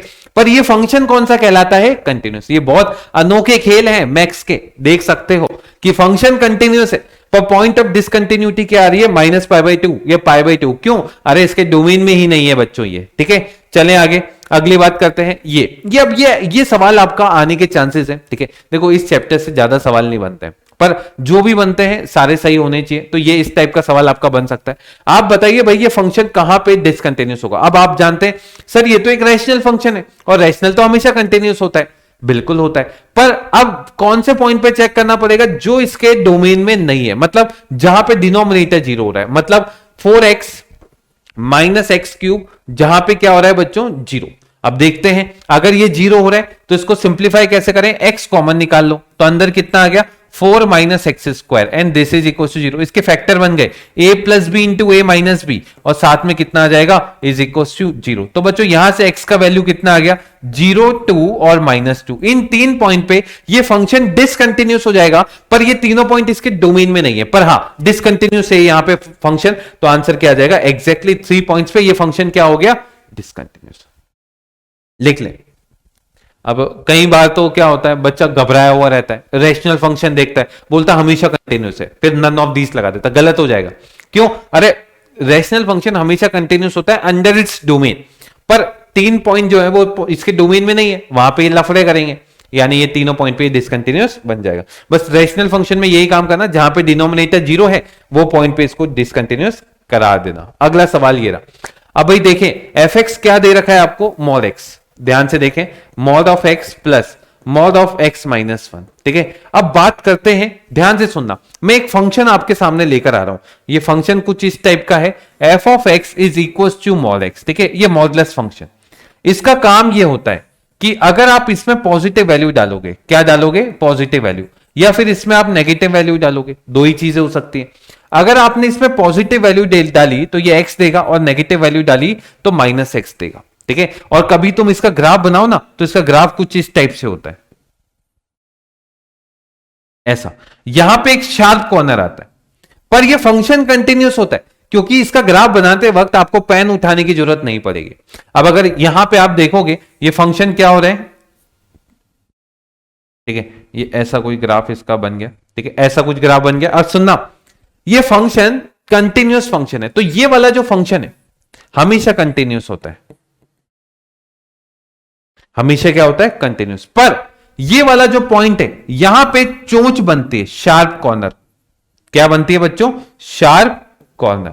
और इस पॉइंट पे ये फंक्शन नॉन डिफरेंशियबल हो जाता है। जहां पे भी आपके ग्राफ में शार्प कॉर्नर बनेंगे ना, वहां पे आपका टेंजेंट डिफाइन नहीं होगा। क्यों? यहां पे स्लोप 1 है, इसका स्लोप -1 है, तो ये फंक्शन यहां पे नॉन डिफरेंशियबल है। मतलब अगर चोंच बनेगी तो फंक्शन नॉन डिफरेंशियबल होगा, पर कंटिन्यूस पे कोई फर्क नहीं पड़ता है। अब बात करते हैं इसकी। देखें ये सवाल था ये, अब मैंने बोला ये रहा मॉड एक्स। मॉड एक्स हमेशा कंटिन्यूस है, लिख लीजिए दिस इज कंटिन्यूस फंक्शन, ठीक है। और ये वाला फंक्शन भी कौन सा होगा? कंटिन्यूस, क्योंकि चोंच ही तो बनेगी, पर चोंच बनने से कंटिन्यूस होता है। अब दो कंटिन्यूस फंक्शन का सम हमेशा कंटिन्यूस होता है क्या? बिल्कुल होता है। इसका मतलब ये भी कंटिन्यूस है, ये भी कंटिन्यूस है, तो इन दोनों का सम भी क्या हो जाएगा? कंटिन्यूस। तो यहां पे क्या हो जाएगा? This function is continuous at x is equal to 0 as well as this, ठीक है। मतलब ये इसका आंसर क्या आ जाएगा? ये वाला सवाल गलत ये हो गया, क्योंकि 1 के ऊपर भी ये कंटिन्यूस है, ठीक है। और ये बोल रहा है 0 पे कंटिन्यूस नहीं है, तो ये भी गलत हो गया, ठीक है। तो इसका आंसर क्या हो जाएगा? ये हमेशा कंटिन्यूस है, ठीक है। हाँ, पर मैं पूछता कि ये डिफरेंशियबल कहां पे नहीं है, तो एक तो 0 के ऊपर और एक 1 के ऊपर, इन दोनों पॉइंट पे ये डिफरेंशियबल नहीं होता। क्लियर है क्या? लिख लीजिए इसे। चलते हैं आगे, अगली बात करते हैं ये रहा। अब ये फंक्शन कंटिन्यूस है पाई बाई 2 के ऊपर, तो क्या करेंगे? अब देखो डायरेक्ट करो, अब बार बार वो LHL RHL मत लिखो। पाई बाई 2 पे इसकी वैल्यू निकालो, कितनी आ जाएगी? m मल्टीप्लाई एक्स की जगह पाई बाई 2 रखा, और साथ में कितना लिख दिया? +1 इज इक्वल टू, यहां पे बच्चों पाई बाई 2 रख दो। पाई बाई 2 रखोगे तो कितना आ जाएगा? साइन पाई बाई 2 1 प्लस कितना आ गया बच्चों? n। क्लियर है क्या? ये ऐसा आ गया। अब बच्चों अगर ऐसा कुछ बन गया तो ध्यान से देखिए, यहां से आपके पास क्या बन जाएगा? m, ये 1 से तो 1 कैंसिल हो गया, तो m is equal to 2 upon pi times of n, ऐसा बन गया। या फिर n is equal to m pi by 2, ये रहा आंसर। क्लियर है क्या? तो इसका आंसर ये बन गया है। क्लियर है? देख लो। चले आगे बात करते हैं अगली। ये फंक्शन कंटिन्यूस है x इज इक्वल टू 0। भाई आंसर बता दीजिए k का। ठीक है, k का आंसर बता देते हैं। देखें भाई क्या करोगे, वापस से k यहां पे 0 पे है तो भाई f ऑफ 0 को क्या कर दोगे, लिमिट x टेंडिंग टू 0, और यहां पे कितना कर दोगे, f ऑफ 0 प्लस h, या 0 माइनस h भी कर सकते हो। अगर 0 माइनस h करना चाहते हो वो भी काम कर सकते हो। अब भाई 0 पे वैल्यू कितनी है, k upon 2 is equal to limit h tending to या x टेंडिंग टू 0, यहां पे कितना आ गया बच्चों, h आता है ना, ये h कर दो, साइन 3h है ना, अपॉन में कितना आ गया h। अब भाई मुझे बताओ यहां पे 3h है पर यहां पे h है, तो 3 से क्या करा, मल्टीप्लाई भी कर दिया और डिवाइड भी कर दिया। अब ये वाली वैल्यू किसको अप्रोच करेगी, 1 को, ये वाली वैल्यू अप्रोच कर गई 1 को, तो k upon 2 is equal to 3, यानी k की वैल्यू कितनी आ जाएगी, 6। k इज इक्वल टू कितना आ गया आपके पास, 6। तो आंसर लिख दीजिए b, इसमें आप आंसर लिख दीजिए कितना आने वाला है b।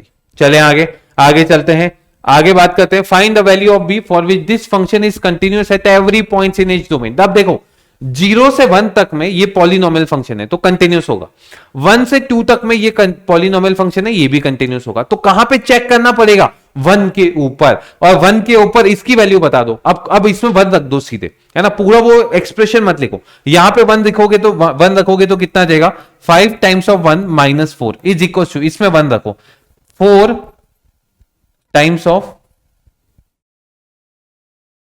1 का square plus 3b times of 1, ऐसा आ जाएगा। ओके, सॉल्व कर लोगे। 1 is equal to 3b plus 4, तो 3b किसके इक्वल आ गया, -3 के, यानी b कितना आ गया, -1। तो इसका आंसर कितना आ गया आपके पास, -1 ए। क्लियर है क्या? तो इसका आंसर कितना आ जाएगा, ए। समझ में आया? लिख लीजिए इसे जल्दी से लिख लीजिए। चलते हैं आगे, ऐसे ही और प्यारे प्यारे सवाल करेंगे। अब पहले डिफरेंशियबिलिटी पढ़ लेते हैं। अब सुनना, डिफरेंशियबिलिटी क्या होता है, मैं उसकी बात करने वाला हूं। चलिए, डिफरेंशियबिलिटी होता है बच्चों, उस पॉइंट पे अपन देखते हैं उसके राइट साइड पे उसका स्लोप क्या है, उसके लेफ्ट साइड पे उसका स्लोप क्या है, बस इतनी सी बात करते हैं। मतलब क्या क्या देखना होता है इसके अंदर, एक तो लेफ्ट हैंड डेरिवेटिव, क्या देखना होता है, लेफ्ट हैंड डेरिवेटिव। एक चीज अपन को देखनी होती है राइट हैंड डेरिवेटिव। ठीक है, अब इसके फॉर्मूलास होते हैं, इसका सीधे सीधे फॉर्मूला लगाइए, लिमिट h टेंडिंग टू 0। ठीक है, जैसे at x is equal to a की बात करें तो f of a plus h minus f of a upon कितना हो जाएगा, h। ये फॉर्मूला होता है RHD का। सेम फॉर्मूला LHD में लिख लीजिए, limit h tending to 0 f of a minus h minus f of a upon में कितना होता है बच्चों, माइनस h। ठीक है, आपको निकालना है इससे LHD, इससे निकलेगा लेफ्ट साइड का स्लोप, फिर निकालना है RHD, इससे निकलेगा राइट साइड का स्लोप। अगर LHD is equal to RHD is equal to finite quantity आ जाए, क्या आ जाए, एक फाइनाइट क्वांटिटी आ जाए, इसका मतलब आप क्या बोल देंगे, आपका फंक्शन यहां पे डिफरेंशियबल हो जाएगा, किस पे, x is equal to a के ऊपर। क्लियर है क्या? अगर ये तीनों बराबर, ये दोनों बराबर हैं और एक फाइनाइट क्वांटिटी है, इसका मतलब LHD और RHD बराबर है, यानी ये फंक्शन डिफरेंशियबल हो जाएगा उस पॉइंट के ऊपर, है ना। तो यही चीज इसने लिख रखी है। क्लियर है क्या? इसको अपन इससे भी बोल देते हैं r times of f dash, या इसको ऐसा भी लिख सकते हो f डैश a प्लस, और इसको लिख सकते हो f डैश a माइनस, ऐसा लिख लो। चले, ये रहा सवाल डिफरेंशियबिलिटी। अब फंक्शन ये चीज बोला है कि भाई ये दोनों बराबर हो जाने चाहिए, तो ये फंक्शन डिफरेंशियबल हो जाएगा। अब इसका एक सवाल करते हैं अपन। ठीक है, शो करना है ये फंक्शन डिफरेंशियबल है x इज इक्वल टू 1 के ऊपर, तो क्या निकालना पड़ेगा, पहले RHD फॉर्मूला लगा दीजिए। RHD का क्या फॉर्मूला होगा, limit h tending to 0, limit h tending to 0, x is equal to 1 है, तो बच्चों f of 1 plus h minus f of 1 upon में कितना हो जाएगा, h। क्लियर है क्या? ये फॉर्मूला अपन ने लगा दिया। अब भाई यहां पे x की जगह 1 प्लस h रख दीजिए, ये बन जाएगा लिमिट h टेंडिंग टू 0, ध्यान से देखिए, ये बन जाएगा 1 प्लस h का होल स्क्वायर माइनस 1 का होल स्क्वायर अपॉन कितना आ जाएगा, h। अभी h को 0 रखोगे तो 0/0 फॉर्म है। सॉल्व करने के लिए इसका स्क्वायर खोल दीजिए, ये बन जाएगा लिमिट h टेंडिंग टू 0 और साथ में आ जाएगा h square plus 2h plus 1 और -1 अपॉन में कितना आ गया h, ये 1 से 1 गया। h को डिवाइड मार दो यार, ये आ गया लिमिट h टेंडिंग टू 0 और साथ में कितना आ जाएगा h प्लस 2। अब h को 0 को अप्रोच कराओ तो 0 प्लस 2 और बच्चों ये वैल्यू किसके इक्वल आ जाएगी 2 के। ये तो निकला RHD। ऐसे ही आपको क्या निकालना पड़ेगा LHD। फॉर्मूला लगा दें सीधे सीधे। फॉर्मूला क्या होगा लिमिट h टेंडिंग टू 0 साथ में f of 1 minus h minus f of 1 upon में कितना हो जाएगा बच्चों माइनस h। फॉर्मूला लगाया लिमिट h टेंडिंग टू 0, भाई रखिए ये आ जाएगा 1 माइनस h का होल स्क्वायर माइनस 1 का होल स्क्वायर, कितना आ जाएगा 1 का whole square upon minus h। Clear है क्या? इसका स्क्वायर खोलना आता है a माइनस बी का स्क्वायर, क्या बन जाएगा लिमिट h टेंडिंग टू 0 साथ में आ जाएगा h square minus 2h plus 1 minus 1 upon minus h। ये कैंसिल आउट हो गया, डिवाइड कर दीजिए लिमिट h टेंडिंग टू 0 साथ में कितना आ जाएगा, ये आ जाएगा 2 माइनस h। बच्चों h को 0 को अप्रोच कराइए, ये आंसर कितना आ जाएगा 2। अब LHD और RHD दोनों की value x is equal to 1 के ऊपर 2 आ रही है, यानी इसका मतलब ये फंक्शन 1 के ऊपर डिफरेंशिएबल है और 1 पे डिफरेंशिएबल है तो f'1 की जो वैल्यू है वो किसके इक्वल हो जाएगी, किसी भी एक को ले लो 2 के इक्वल। क्लियर है क्या? तो f'(a) की वैल्यू जो होती है LHD और RHD अगर बराबर होते हैं तो इन्हीं के इक्वल हो जाती है और आंसर कितना आ जाता है इसमें 2। क्लियर है क्या? बाकी ये सवाल डायरेक्ट भी देख सकते थे क्योंकि पॉलिनोमियल फंक्शन हमेशा डिफरेंशिएबल होते हैं, तो एक्स स्क्वायर का डिफरेंशिएशन कितना होता है 2x और x को 1 रखा तो आंसर फिर भी 2 ही आता। पर फॉर्मूले से अगर पूछा है 4 नंबर या 2 नंबर का सवाल है तो आपको ये पूरा स्टेप लगाना पड़ेगा और फिर आंसर इसका निकालना पड़ेगा। लिख लीजिए इसे। ऐसे ही अगला सवाल है ये रहा। अब आपको प्रूव करना है ये फंक्शन 0 के ऊपर डिफरेंशिएबल नहीं है। वैसे तो मैंने आपको पहले भी बता दिया इससे ग्राफ में चोंच आती है तो ये नहीं होगा, ठीक है, पर इसको फॉर्मूले से प्रूव करते हैं। देखें सबसे पहले क्या निकालोगे RHD निकालते हैं। लिख लीजिए RHD का फॉर्मूला, ये फॉर्मूला बनता है बच्चों limit h tending to 0, limit h tending to 0 f of कितना आ जाता है 0 plus h minus f of 0 upon में कितना आ जाता है बच्चों h। क्लियर है क्या? यहां पे फॉर्मूले में पुट किया लिमिट h टेंडिंग टू 0 साथ में modulus of 0 plus h minus 0 upon में कितना आ गया h। देख लीजिए अब भाई मॉडुलस ऑफ h क्या h के इक्वल ही होता है क्या? बहुत ही बढ़िया, ये तो हो गया solve. Limit h tending to 0 साथ में कितना आ जाएगा h अपॉन h। यार ये आजकल 1 हो रहा है, इसको आजकल कितना बोल देते हैं 1। अब बात करते हैं LHD की। LHD क्या होगा देखें, limit h tending to 0 formula लिख दीजिए, ये क्या बनेगा f of 0 minus h minus f of 0 upon में कितना आ जाएगा बच्चों h माइनस का। क्लियर है क्या? ये फॉर्मूला लगाते हैं, ये बनेगा लिमिट h टेंडिंग टू 0 साथ में भाई modulus of 0 minus h minus 0 upon में कितना आ गया माइनस h। क्लियर है? अच्छा मॉडुलस ऑफ माइनस h बच्चों ये h के इक्वल ही होता है क्या? क्योंकि h तो एक पॉजिटिव क्वांटिटी होती है ना, और मॉडुलस का काम क्या होता है नेगेटिव को पॉजिटिव करना। इसका मतलब आप ये बोलना चाहते हो यहां पे h टेंडिंग टू 0 ये बन गया h upon minus h and this is equal to कितना आ गया बच्चों माइनस। अब एक वैल्यू 1 है एक वैल्यू -1 है, डिफरेंशिएबल होगा नहीं होगा। लिख लीजिए इसे लिख लीजिए। चलिए आगे चले। ऐसे ही ये रहा, ठीक है। अब ये शो करना है ये वाला फंक्शन यहां पे डिफरेंशिएबल नहीं होगा, ठीक है। पहली चीज सुनना, अगर फंक्शन किसी पॉइंट पे कंटिन्यूअस नहीं है ना तो डिफरेंशिएबल होने का सवाल ही नहीं है, ठीक है। अगर कंटिन्यूअस नहीं है तो डिफरेंशिएबल नहीं होगा। तो 1 के ऊपर तो ये कंटिन्यूअस ही नहीं है तो डिफरेंशिएबल तो होगा ही नहीं। पर फिर भी तुम्हारी संतुष्टि के लिए मैं तुम्हें फॉर्मूले से दिखाता हूं। देखें यहां पे RHD देखते हैं, RHD कितना होगा, यहां पे फॉर्मूले में रखा लिमिट h टेंडिंग टू 0 साथ में भाई f of 1 plus h minus f of 1 upon में कितना आ जाएगा बच्चों h। क्लियर है क्या? रख दें लिमिट h टेंडिंग टू 0 भाई greatest integer of 1 plus h minus greatest integer of 1 upon में कितना आ जाएगा h, ठीक है। अच्छा ये greatest integer of 1 plus h 1 से थोड़ी सी बड़ी वैल्यू है, उसका ग्रेटेस्ट इंटीजर क्या 1 हो जाएगा क्या माइनस बच्चों ये वाली वैल्यू भी 1 हो जाएगी अपॉन में कितना हो गया h और लिमिट कितना आ गया h टेंडिंग टू 0। अब बच्चों ये बन गया लिमिट h टेंडिंग टू 0, ऊपर तो बच्चों 0 आ गया 0 अपॉन में कितना आ गया h। अब तुम h रखोगे तो 0/0 दिखेगा, पर एक चीज ध्यान देना ये h बच्चों एग्जैक्ट 0 नहीं होता, इस h की वैल्यू ये होती है 0.00000000001 ये होती है, ठीक है। इसका मतलब ये पता चल गया सर ऊपर तो एग्जैक्ट 0 है और नीचे थोड़ी सी कुछ वैल्यू है, पर ऊपर अगर 0 है तो इसका आंसर कितना आने वाला है आपके पास 0। क्लियर है क्या? आप निकालेंगे एलएचडी, क्या निकालेंगे एलएचडी, ये क्या आ जाएगा limit h tending to zero, बताएं भाई greatest interior of 1 minus h minus greatest interior of -1 upon में माइनस एच, फॉर्मूला लगा दिया, f of 1 minus h minus f of 1 upon में कितना आ गया माइनस एच। अच्छा 1 माइनस एच का ग्रेटेस्ट इंटीरियर कितना होता है बताएं, 1 माइनस एच का ग्रेटेस्ट इंटीरियर 0 होता है क्या, माइनस ये 1 आ गया अपॉन में कितना आ गया माइनस एच। बच्चों ये ऐसा बन गया limit h tending to 0 1 upon h. अब एच को जैसे 0 को टेंड कराओगे 1 अपॉन 0, बच्चों ये वाली वैल्यू किसको टेंड कर जाएगी प्लस इनफाइनाइट।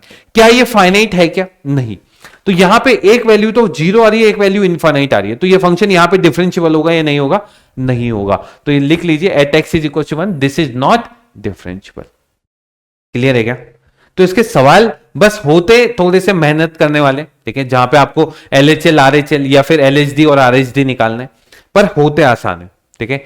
चलिए आगे चलते हैं, show that this function is not differentiable at x is equal to 2। क्या करोगे 2 पे एलएचडी और आरएचडी निकाल दोगे, ठीक है। तो सबसे पहले तो मुझे एफ ऑफ 2 की वैल्यू बता दो, एफ ऑफ 2 कितना होगा, तो 2 पे यहां से निकालोगे यहां से, इक्वलिटी यहां पे एक्स को 2 रखोगे तो 1 प्लस 2 कितना हो गया बच्चों 3।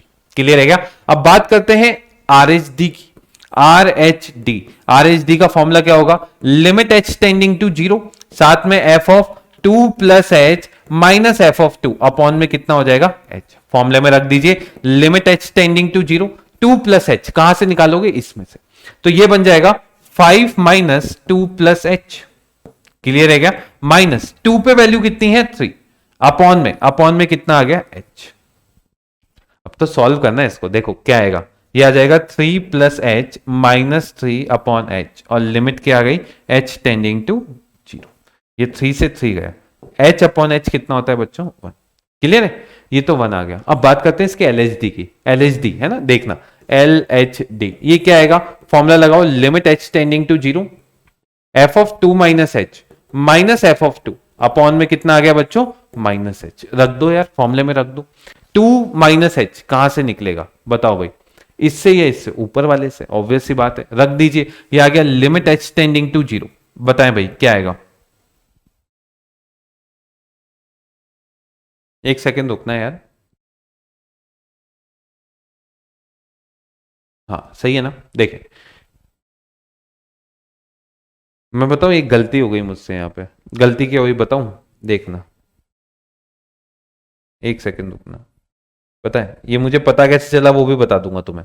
देखो ये आ जाएगा 3 minus h minus 3 upon H, ठीक है, ये इससे कैंसिल हो गया, आंसर -1 आ गया। मुझे पता कैसे चला पता है, मैंने इसको डिफ्रेंशिएट कर दिया, ये -1 आ रहा है, ये 1 आ रहा है, तो ये -1 आना चाहिए था, तो इससे भी पता चल गया है ना। देखो अब इसमें फॉर्मूले में रखो 2 माइनस एच से कितना आ जाएगा भाई, 2 माइनस इससे निकलेगा 1 plus 2 minus h minus f of 2 कितना होगा, ये हो जाएगा 3 अपॉन में माइनस एच। बच्चों ये कितना आ जाएगा, देखो ये 3 से तो ये 3 कैंसिल हो गया, minus h upon minus h limit h tending to 0 और साथ में ये वैल्यू कितनी आ जाएगी 1। यार एक वैल्यू -1 आ रही है, एक वैल्यू 1 आ रही है, क्या डिफरेंशिएबल होगा क्या, नहीं होगा, तो 2 के ऊपर ये फंक्शन डिफरेंशिएबल नहीं होगा। लिख लीजिए इसे लिख लीजिए जल्दी से। चलें ऐसे ही अगले सवाल की तरफ, ठीक है, ये सवाल अभी हो गया अपना, ये सवाल हो गया, ठीक है। अब ये अगला सवाल है, ये आपके लिए होमवर्क है, ठीक है, ये आपके लिए क्या है होमवर्क, आपको प्रूव करना है ये डिफरेंशिएबल। इसको 2 कर लो, इसको क्या कर दो 2, ठीक है, इसको आप 2 कर लीजिए, एक सेकेंड रुकना, ठीक है। अब ये सवाल आपका होमवर्क है, मुझे यार बताना जरूर कि ये फंक्शन जो है यहां पे डिफरेंशिएबल हो रहा है या नहीं हो रहा, ठीक है, अब बताना, ठीक है।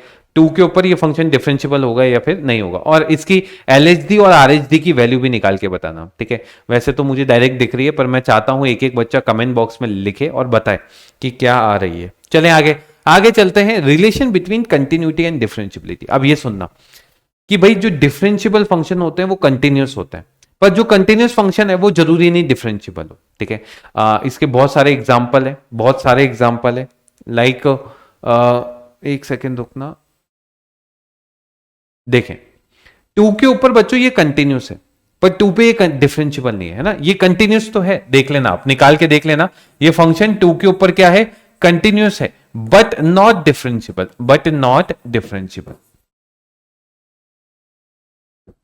क्लियर है क्या?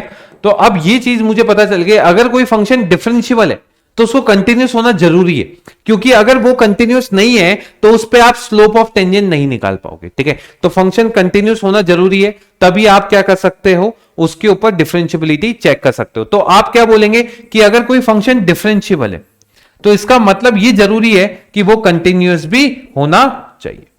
पर अगर इफ कंटिन्यूस, इसका मतलब ये नहीं होगा कि वो फंक्शन डिफरेंशियबल भी होगा, लाइक mod x। ठीक है, ये mod x का v वाला ग्राफ बनता है, यहां पे शार्प कॉर्नर, ये फंक्शन कंटिन्यूस होता है पर डिफरेंशियबल नहीं होता। अगर फिर भी डाउट है तो मुझे कमेंट बॉक्स में एक ऐसा फंक्शन बता देना जो फंक्शन डिफरेंशियबल हो पर कंटिन्यूस नहीं। अगर जो बता देगा उसको 1 लाख का क्रैश प्राइस, ठीक है, बता देना। चलिए 1 लाख तुरंत आपके अकाउंट के अंदर, है ना। डिफरेंशियबल होना चाहिए पर कंटिन्यूस नहीं होना चाहिए। ठीक है, चलिए आगे चलते हैं। डिस्कस द डिफरेंशियबिलिटी, ये ठीक है। अब इसको देख के तुम गोते मत खा जाना, ठीक है, इसको सॉल्व करना। देखो सबसे पहले इसके अंदर अपन एलएचडी और आरएचडी निकालने की बात करते हैं। देखें सबसे पहले आरएचडी की बात करेंगे। आरएचडी में क्या बनेगा, लिमिट एच टेंडिंग टू 0। ठीक है, यहां पे 0 पे देखना है तो F of 0 plus h minus f of 0 upon में कितना निकाल लेंगे बच्चों, एच। भाई यहां पे x की जगह 0 प्लस एच रख दीजिए तो ये बन जाएगा लिमिट h टेंडिंग टू 0। बताइए भाई क्या बनेगा, ये बन जाएगा h मॉड ऑफ h, है ना, माइनस 0 अपॉन में कितना आ गया h, है ना। भाई ये 0 का तो खेल खत्म, ये गया तो ये बन जाएगा लिमिट h टेंडिंग टू 0 और साथ में कितना आ गया मॉड ऑफ h। अब h को 0 रखोगे तो इसका आंसर कितना आ जाएगा, 0। आरएचडी आ गया। एलएचडी बताओ भाई, एलएचडी के लिए फॉर्मूला लगा दिया, लिमिट एच टेंडिंग टू 0, साथ में कितना आ गया F of 0 minus h, minus f of 0 upon में कितना आ जाएगा माइनस एच। रख दीजिए, इसमें जैसे ही रखेंगे minus H mod of minus h minus 0 upon में माइनस एच। ठीक है, और लिमिट क्या आ गया एच टेंडिंग टू 0। देखो यार ये माइनस एच से माइनस एच कैंसिल आउट कर दो, ये बन जाएगा लिमिट एच टेंडिंग टू 0, साथ में mod of minus H, H को 0 रखोगे ये भी कितना आ जाएगा 0। एलएचडी 0 आरएचडी 0 दोनों फाइनाइट नंबर है, इसका मतलब क्या आ जाएगा, ये फंक्शन डिफरेंशियबल हो जाएगा। ये फंक्शन क्या हो जाएगा, डिफरेंशियबल। ठीक है, बस सीधे सीधे आंसर क्लियर है क्या। चले आगे, आगे चलते हैं अगला।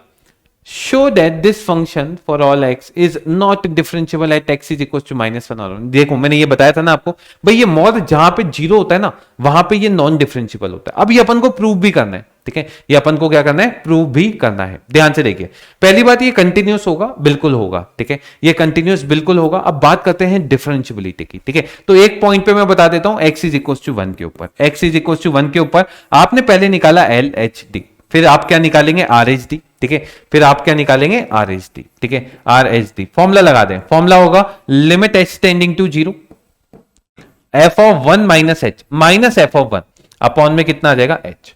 ठीक है भाई, x की जगह 1 माइनस एच रख दीजिए, x की जगह जैसे 1 माइनस एच रखेंगे ये आ जाएगा लिमिट h टेंडिंग टू 0। बताएं भाई, मॉडुलस x की जगह 1 माइनस एच रखा है ना, ये माइनस एच आएगा। ठीक है, ये ध्यान रखना, 1 माइनस एच रख दें इसमें, ये आ जाएगा मॉडुलस ऑफ 2 माइनस एच, है ना। और इसमें 1 माइनस एच रखा, कितना आ जाएगा बच्चों बता सकते हो। हाँ बहुत ही बढ़िया, यहां पे x की जगह 1 माइनस एच रखा ना, ये मॉडुलस ऑफ कितना आ जाएगा माइनस एच। ठीक है, माइनस 1 के ऊपर इसकी वैल्यू कितनी आ जाएगी, अपॉन में माइनस एच, ऐसा आ जाएगा। क्लियर है, यहां तक समझ में आया। अब देखना सुनना, ये 2 माइनस एच की बात करो, 2 माइनस एच बच्चों ये वाली वैल्यू है 1.9999 ऐसी वैल्यू, और इसका मॉडुलस क्या ये सेम ही हो जाएगा क्या, क्योंकि ये तो एक पॉजिटिव नंबर है, इसका मतलब इसका मॉडुलस वापस से कितना खुल जाएगा 2 माइनस एच। क्लियर है क्या। अच्छा, मॉडुलस ऑफ माइनस एच तो बच्चों एच होता है, और साथ में कितना आ गया -2 अपॉन में कितना आ गया -h। लिमिट क्या आ गया h टेंडिंग टू 0। देखो ये h से h तो गया, अच्छा 2 माइनस 2 बच्चों 0 हो गया, 0 अपॉन h, ये कितना आ जाएगा 0, क्योंकि h जो होता है वो एग्जैक्ट 0 नहीं होता, 0 से थोड़ी सी बड़ी वैल्यू होती है, तो 0 अपॉन समथिंग 0 ही हो जाएगा। ठीक है, ये तो बात हो गई 1 के ऊपर एलएचडी की। अब बात करेंगे आरएचडी की। फॉर्मूला लगाएं, लिमिट h टेंडिंग टू 0। बताएं भाई 1 प्लस एच रख देते, तो भाई 1 प्लस एच सीधे रखा तो ये आ जाएगा मॉडुलस ऑफ 2 प्लस एच। ठीक है क्या, plus modulus of H minus 1 के ऊपर इसकी वैल्यू फिर से 2 आ जाएगी अपॉन में कितना आ जाएगा, कितना आ जाएगा बताएं भाई, क्या करोगे, बहुत ही बढ़िया h, देख लो ऐसा आ गया। अब भाई 2 प्लस एच तो पॉजिटिव क्वांटिटी है, खोल दो लिमिट h टेंडिंग टू 0, ये आ गया 2 प्लस एच और ये भी कितना आ जाएगा plus h minus 2 upon H. देखो ये 2 से 2 गया, 2h का मॉडुलस 2h अपॉन एच कितना आ जाएगा 2, यानी एक पे एलएचडी आ रही है 0, आरएचडी आ रही है 2। क्या ये फंक्शन यहां पे डिफरेंशिएबल होगा? नहीं। ऐसे ही आप -1 पे भी चेक कर लेना, ये वहां पे भी नहीं होगा। ठीक है, तो आप हमेशा याद रखना जब भी मॉड वाली के अंदर वाली वैल्यू 0 होती है वहां पे फंक्शन नॉन डिफरेंशिएबल हो सकता है, चेक करके आप इजीली देख सकते हैं। ठीक है, चलें आगे, आगे चलते हैं। अगला, this function is differentiable at each x R. ठीक है, अब मुझे ये बताओ, ये वाला फंक्शन है 1 के ऊपर चेंज हो रहा है, मतलब आप अगर बोल रहे हैं आपका फंक्शन डिफरेंशिएबल है, अब देखना ये बहुत इंपॉर्टेंट चीज बोल रहा हूं मैं, अगर आपका फंक्शन डिफरेंशिएबल है इसका मतलब कंटिन्यूअस भी होगा। क्या ये बात सही बोली है क्या? क्योंकि बिना कंटिन्यूअस हुए डिफरेंशिएबल नहीं हो सकता। अब कंटिन्यूटी लगाते हैं, पहले कंटिन्यूटी लगाया तो 1 के ऊपर इसकी वैल्यू निकाल लो, 1 plus 3 plus a is equal to 1, इस पे रखा तो बच्चों कितना आ जाएगा b प्लस 2। क्या ये बात समझ में आया? जिनको ये चीज समझ नहीं आ रही वो कंटिन्यूटी की थ्योरम लगा देना, वही f of 1 minus h is equal to F of 1 is equal to F of 1 plus h, उससे आपके पास एक रिजल्ट बनेगा। क्या बनेगा? 4 plus a is equal to b plus 2, यानी b की वैल्यू कितनी आ जाएगी a प्लस 2। लिख लीजिए, b की वैल्यू कितनी आ गई a प्लस 2। अब बात करते हैं डिफरेंशिएबिलिटी की। ठीक है, डिफरेंशिएबिलिटी में एलएचडी निकाल लेना, आरएचडी निकाल लेना 1 के ऊपर और इक्वल कर देना। मैं वो काम नहीं करूंगा, मैं क्या करूंगा सुनना, यहां पे इसको डिफरेंशिएट कर लूंगा। एक्स स्क्वायर का डिफरेंशिएशन होता है बच्चों 2x, ठीक है क्या? 3x का डिफरेंशिएशन कितना होता है 3, और a तो कांस्टेंट है तो इसका डिफरेंशिएशन कितना होगा 0। At x is equal to क्या है 1 इज इक्वल टू इसका डिफरेंशिएशन कितना होगा b 1 के ऊपर। क्लियर है क्या? अब x को 1 रख दीजिए, x को 1 रखेंगे तो 2 प्लस 3 कितना होता है 5, यानी b की वैल्यू कितनी आ जाएगी 5। अब b की वैल्यू 5 रख दीजिए तो a का वैल्यू यहां से कितना आ जाएगा 3। तो जब भी इस टाइप का सवाल हो जहां पे डिफरेंशिएबिलिटी की बात करिए तो आपको एक अपने तरफ से पॉइंट ऐड करना पड़ेगा विच इज कंटिन्यूटी, क्योंकि फंक्शन अगर डिफरेंशिएबल है तो कंटिन्यूअस भी होगा। तो पहले मैं कंटिन्यूटी लगा दूंगा, फिर मैं डिफरेंशिएबिलिटी लगा दूंगा और फिर दोनों को सॉल्व करके a और b का वैल्यू निकाल दूंगा। ठीक है, चलें आगे। ऐसे ही अगले सवाल की तरफ, मॉड ऑफ साइन एक्स। अब मुझे तुम खुद दिमाग लगाओ कि मॉड ऑफ साइन एक्स कहां पे, ये कंटिन्यूअस तो होगा, ऑब्वियस ही बात है, साइन एक्स कंटिन्यूअस होता है, मॉड साइन एक्स भी कंटिन्यूअस होगा। ठीक है, बात आती है नॉन डिफरेंशिएबल होगा। कहां पे होगा? जहां पे साइन एक्स किसके इक्वल होगा बच्चों 0 के, है ना भाई? कुछ नहीं करना, मॉड के अंदर वाली वैल्यू को 0 कर दो, वहां पे ये फंक्शन नॉन डिफरेंशिएबल होगा। अब मॉड साइन एक्स यानी साइन एक्स 0 है, ठीक है, यानी एक्स किसके इक्वल आएगा 0, पाई 2 पाई, है ना? ये ऐसे याद है ना तुम्हें, 3 पाई या फिर माइनस पाई माइनस 2 पाई। यानी मैं इन जनरल लिखना चाहूं तो x is equal to n pi where n belongs to integer. ये यहां पे डिसकंटिन्यूस हो जाएगा क्या? तो अब देखो fx इज कंटिन्यूस एवरीवेयर, ये गलत, डिफरेंशिएबल एवरीवेयर गलत है ना।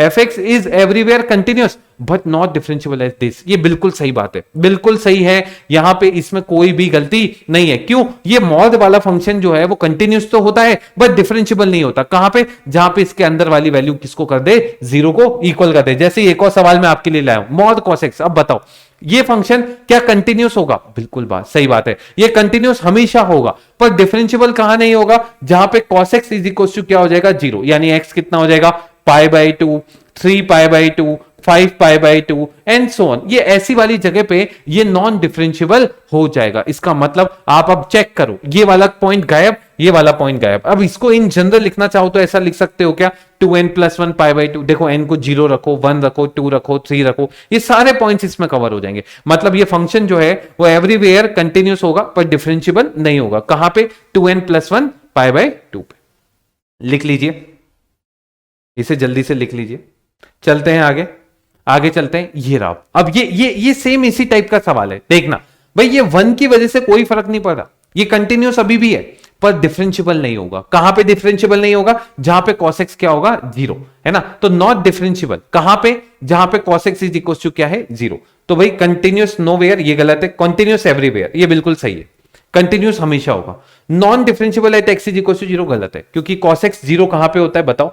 cos x 0 होता है पाई बाई 2, 3 पाई बाई 2 ऐसी जगह पे, ठीक है? तो ये बिल्कुल गलत हो गया। नॉन डिफरेंशिएबल है 10 पाई, ये भी गलत है। पर हां, अगर एक और पॉइंट होता, ये ई वाला पॉइंट मैंने मार्क कर दिया कि भाई non differentiable at x is equal to 2n plus 1 pi by 2 where n belongs to integer. अब बताओ यहां पे ये ये वाला पॉइंट आएगा या नहीं आएगा, अपने कमेंट बॉक्स में धड़ाधड़ मार्क्स करके लिख देना कि भाई ये आएगा या नहीं आएगा, ठीक है। अगर तुम्हें समझ में आ गया हो तो मुझे लगता है ये तुम बिल्कुल सही वहां पे मार्क कर दोगे। देखते हैं कितने बच्चे इस चीज को समझ पाए, ठीक है। चलिए, तो भाई बेसिकली इस चैप्टर पे आपको ज्यादा ध्यान देने की जरूरत नहीं है, क्योंकि इसका जो अगला चैप्टर है वहां से सबसे ज्यादा सवाल बनते हैं, विच इज डिफरेंशिएशन, ठीक है, जो अपन अपने नेक्स्ट वीडियो में कवर करेंगे। तो इस वाले टॉपिक से इतने ज्यादा सवाल नहीं बनते, पर इसकी बेसिक अंडरस्टैंडिंग आपको आनी चाहिए, जहां पे आप एलएचएल आरएचएल निकालना जानते हो और एलएचडी और आरएचडी भी निकालना जानते हो, ठीक है। बाकी कमेंट में जरूर बताइएगा रौनक सर का वीडियो आपको कैसा लगा ये वाला, और चीजें समझ में आई या नहीं आई, ठीक है। चलिए, तो और भी साथ के साथ आपकी जो भी PYQs है, मैंने बेसिकली मेनली जितने भी आए थे जो मुझे मिले पिछले 3-4 साल के, वो मैंने सारे कवर कर लिए, ठीक है। और बाकी के बचे हुए डिफरेंशिएशन में अपन कवर कर ही लेंगे। और बाकी और भी आपको कोई डाउट आता है नीचे कमेंट बॉक्स में आप लिख सकते हैं। बाकी हंसते रहिए यार, मुस्कुराते रहिए, और स्टे पॉजिटिव, स्टे मोटिवेटेड, ऐसे ही जोश में रहिए, है ना। All the best, take care.